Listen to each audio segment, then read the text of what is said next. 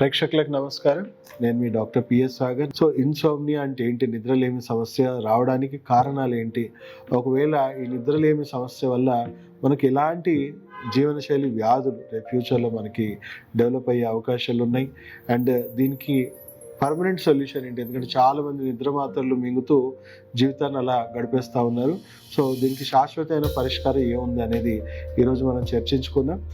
నిద్రలేమి సమస్య చూసుకుంటే ఈ ఆధునిక జీవితంలో చాలామందికి సఫర్ అవుతున్న ఒక సమస్యగా చెప్పొచ్చు. అంటే క్వాలిటీ ఆఫ్ స్లీప్, కనీసం కానీ 8 గంటలు క్వాలిటీ స్లీప్ అనేది చాలా అవసరం. 8 అవర్స్ పడుకోవాలి అంటే డే టైంలో పడుకోవడం కాదండి, నైట్ టైం ప్రాపర్గా పడుకోవడము. అంటే నైట్ మనము ఆన్ టైం నిద్రపోవాలి, ఆన్ టైం లేవాలి. మన బాడీకి ఒక సెరికాడియన్ క్లాక్ అనేది ఒకటి ఉంది. ఏ టైంలో పడుకోవాలి, ఏ టైంలో తినాలి, ఏ టైంలో వర్క్ చేసుకోవాలి, ఏ టైంలో ఏం చేసుకోవాలి అనేది బాడీకి ఒక సెరికాడియన్ క్లాక్ ఉంది. నేను నైట్ టైం మేల్కుంటాను, పొద్దున పడుకుంటాను అంటే మీ సెరికాడియన్ క్లాక్ అనేది కంప్లీట్గా డిస్టర్బ్ అయిపోయింది. దానివల్ల మీకు ఎన్నో రకాల జీవనశైలి వ్యాధులు. ఇప్పుడు మీరు పడుకోకపోవడం వల్ల ఏమవుతుంది?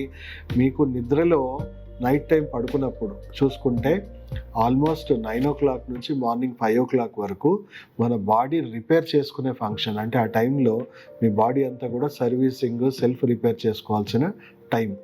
ఆ టైంలో మీరు కంప్లీట్ గాఢ నిద్రలో ఉండాలి. అంటే మీద నిద్ర కూడా కాదు. మెడిసిన్స్ ఏది మత్తు మందులు వాడుకొని పడుకోవడం కూడా అది నిద్ర కాదు. దానివల్ల మీ బ్రెయిన్ ఇంకా అలర్ట్గానే ఉంటుంది, మీ బాడీ అలర్ట్గానే ఉంటుంది, కానీ మొద్దుబారిపోయి అలా పడుకున్నారు. కానీ శరీరంలో మాత్రం ఎలాంటి రిపేర్ ఫంక్షన్స్ జరగట్లేదు, ఇంకా నష్టమే జరుగుతూ ఉంటుంది. రిపేర్ ఫంక్షన్స్ అంటే ఏం జరుగుతుంది? 9 to 11 మనం చూసుకుంటే మన హార్మోన్స్ వ్యవస్థ, మొత్తం మన హార్మోన్స్ వ్యవస్థ మనకి కరెక్షన్స్ జరుగుతుంది, బ్యాలెన్స్ అయ్యే టైం అనమాట. చాలామంది 9 10 11 మనం పడుకోకపోవడం వల్ల థైరాయిడ్ సమస్యలు, డయాబెటీస్లు, రకరకాల హార్మోనల్ ఇష్యూస్, గైనిక్ ఇష్యూస్ ఇవన్నీ అభివృద్ధి చెందుతూ ఉంటుంది. అలాగే 11 to 1 and 1 to 3 gall bladder, liver function అనేది యాక్టివ్గా ఉంటుంది. ఆ టైంలో మన body detoxification, bile juice release అవ్వడము, cell repair, blood development and liver detoxification అనేది జరుగుతూ ఉంటుంది. 3 to 5 వచ్చేసి మన లంగ్స్, మన బాడీలో ఉన్న విషవాయువులను తొలగించే పనిలో ఉంటుంది. అండ్ 5 to 7 వచ్చేసి మన లార్జ్ ఇంటెస్టైన్, మన శరీరంలో ఉన్న మలమూత్రాలన్నింటినీ విసర్జించే టైం. అంటే ఆ టైంలో మనం మేల్కోకుండా పడుకొని ఉంటే దాని పని అయిపోయింది ఇంకా. అంటే మనకి లేట్గా constipation issues, gut health issues ఇవన్నీ డెవలప్ అవుతూ ఉంటాయి. ఇలా మనం పడుకోకపోవడం వల్ల మన బాడీలో ఉన్న సెరికాడియన్ రిథమ్స్ అన్నీ, బయోరిథమ్స్ అన్నీ డిస్టర్బ్ అయ్యి సరిగా రిపేర్ అవ్వక మన బాడీలో కామన్ కోల్డ్ టు క్యాన్సర్స్ వరకు కూడా దారితీసే అవకాశం ఉంది అని నేనే కాదండి, సెరికాడియన్ బయోరిథమ్స్ కోల్పోవడం వల్ల ఒక 4 నోబెల్ ప్రైజ్ విన్నర్స్ సైంటిస్టులు ఈ సెరికాడియన్ బయోరిథమ్స్ మీద వర్క్ చేసిన వాళ్ళే చెప్తున్నారు. దీన్ని మనం పాటించాలి. ఓకే, నాకు నిద్ర పట్టట్లేదు అని అంటే మన ఆహారము, మన జీవన శైలిలో ఫస్ట్ మనం తప్పులు ఏం చేస్తున్నారో మనం గ్రహించాలి. మన బాడీ టైం టేబుల్ ప్రకారం చూసుకుంటే మీరు ఎంత లేట్గా పడుకున్నా పొద్దున మాత్రం టైంకి లేవండి. 5:30 వరకు లేవండి. బ్రహ్మముహూర్తం అని మన పూర్వీకులు మనకు చెప్పారు కదా. ఆ టైంలో లేచి చక్కగా మీరు వాకింగ్ కానీ లేకపోతే సూర్యరశ్మి తగలాలి. మెయిన్ అక్కడ కాన్సెప్ట్ ఏంటంటే సూర్యోదయం నుంచి 2 గంటల వరకు మనకి మంచి హీలింగ్, అంటే మన బాడీకి కావాల్సిన మంచి హీలింగ్ రేస్ అనేవి మనకు సన్ నుంచి ఎమిట్ అవుతుంది. ఓన్లీ మనకు అందరికి తెలిసిందేంటి?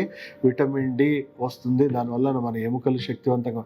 అదొకటే కాదండి, మీ బ్రెయిన్లో, మీ అవయవాల్లో, మీ గట్ హెల్త్లో ఎన్నో పాజిటివ్ కెమికల్స్ రిలీజ్ అయ్యి మీకు శరీరంలో మానసికంగా మీ స్ట్రెస్ లెవెల్స్ ఇవన్నీ కూడా తగ్గించడమే కాకుండా మీ ఇమ్యూనిటీ బూస్ట్ చేస్తుంది, మీ అవయవాల పనితీరును రెగ్యులేట్ చేస్తుంది, మీ హార్మోన్స్ని రెగ్యులేట్ చేస్తుంది. లేట్ నైట్ పడుకున్నా మీరు ఫస్ట్ చేయాల్సిన కరెక్షన్ ఏంటంటే మార్నింగ్ ఖచ్చితంగా లేవండి. అట్లీస్ట్ 40 minutes అన్న సన్ రైజ్ బాడీకి తగిలేలాగా చూసుకోండి. అండ్ సన్ రైజ్ నుంచి 42 hours లోపే మనకు ఆ హీలింగ్ రైస్. తర్వాత ఇప్పుడున్న పొల్యూషన్కి ఓజోన్ పొర దెబ్బతిని మనకు యూవీ రేస్ అనేవి డే టైంలో మనకు రిలీజ్ అవుతుంది. ఆ యూవీ కిరణాలు మనకు మంచివి కావు. అలా మన దినచర్యని మనం ఫస్ట్ కరెక్ట్ చేసుకోవాలి. And 7 to 9 breakfast, 12 to 1 lunch, 5 to 6 లోపు, 6:30 లోపే డిన్నర్ చేసేసుకోవాలి. లేట్ నైట్ తినకూడదు. ఎందుకంటే మనం తిన్న ఆహారము మనకి రాత్రంతా డైజెషన్ జరుగుతుంది అనుకోండి, మిమ్మల్ని రిపేర్ చేయాల్సిన శక్తి మొత్తం కూడా డైజెషన్కే ఉపయోగపడడం వల్ల మీకు ఎలాంటి ఆరోగ్య ప్రయోజనాలు ఉండవు. అండ్ మితంగా తినాలి, లైట్ ఫుడ్స్ తినాలి, హెవీ ఫుడ్స్ తినకుండా లైట్ ఫుడ్స్ తినడం మంచిది. 6-6:30 లోపు తినేసి 1-2 గంటల్లో అది జీర్ణించుకునేలాగా ఉండాలి. అండ్ మీరు 7 తర్వాత ఈ డిజిటల్ డిటాక్స్ చేయాలి. అంటే మీరు ఫోన్లకు కానీ టీవీలకు కానీ బ్లూ లైట్ కంటికి తగులుతూ ఉందనుకోండి, బ్రెయిన్లో మెలటోనిన్ వల్లనే మనం చక్కగా పర్ఫెక్ట్గా గాఢ నిద్రలో చేరాలి. అంటే మన బ్రెయిన్లో మెలటోనిన్ సక్రమంగా రిలీజ్ అవ్వాలి. సో దాని పరంగా మనం ఏం చేయాలి అని అంటే, అది రిలీజ్ అవ్వాలి అంటే మనం టైంకి తినేసి 6-6:30 తినేసి 7 నుంచి ఎలాంటి బ్లూ లైట్ మన కంటికి తగలకుండా అనుకుంటే బ్రెయిన్లో మనకు ఆ మెలటోనిన్ అనేది చక్కగా రిలీజ్ అవుతుంది.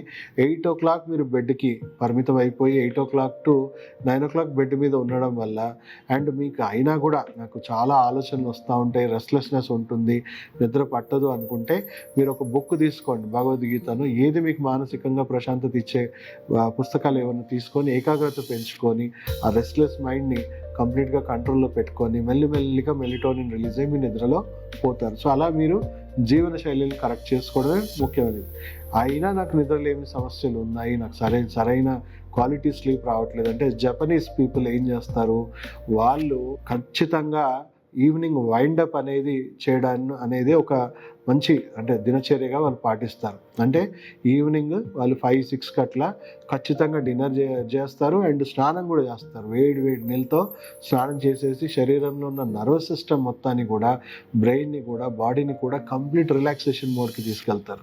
ఒకవేళ మీరు స్నానం చేయబుద్ధి కాకపోతే వేడి నీళ్ళలో ఉప్పు వేసుకొని కాళ్ళు పెట్టడం వల్ల కూడా మీ బాడీలో ఉన్న సింపథెటిక్ పారాసింపథెటిక్ నర్వస్ సిస్టంలో ఉన్న రెస్ట్లెస్నెస్ తగ్గుతుంది, రిలాక్సేషన్ అనేది పొందుతారు.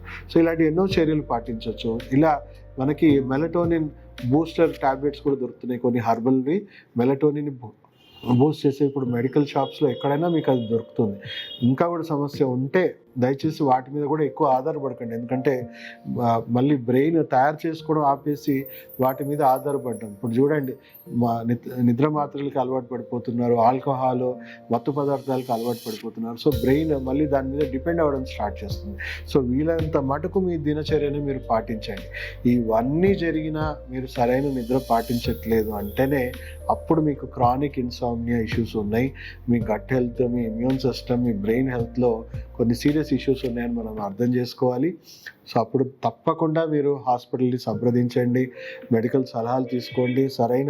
మేము కొన్ని రకాల ఫంక్షనల్ టెస్ట్ చేసుకొని దాని మూలాలు ఏంటి, దాని కారణాలు ఏంటో తెలుసుకొని అక్యుపంక్చర్ వైద్యంలో అండ్ ఫంక్షనల్ మెడిసిన్ వైద్యంతో ఆ ఇంబ్యాలెన్సెస్ కూడా కరెక్ట్ చేసుకొని క్రానిక్ ఇన్సామ్నియాని మనం రూట్ నుంచే మనం కరెక్ట్ చేసుకోవచ్చు. సో 80-90% పేషెంట్స్కి ఇప్పుడు నేను చెప్పిన సలహాలు సూచనలు మీరు పాటిస్తే మీకు సరిపోతుందండి.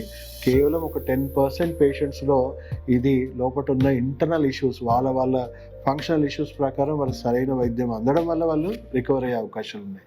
సో దయచేసి ప్రతి ఒక్కరికి ఈ అవేర్నెస్ అందేలాగా, ప్రతి ఒక్కరికి ఈ మెసేజ్ అందేలాగా ఈ వీడియోని మీరు షేర్ చేయండి, మా ఛానల్ని సబ్స్క్రైబ్ చేసుకోండి. ఇలాంటి ఎన్నో ఇంట్రెస్టింగ్ హెల్త్ అప్డేట్స్ పరంగా మీకు ఎడ్యుకేషన్ ఇస్తూనే ఉంటాము.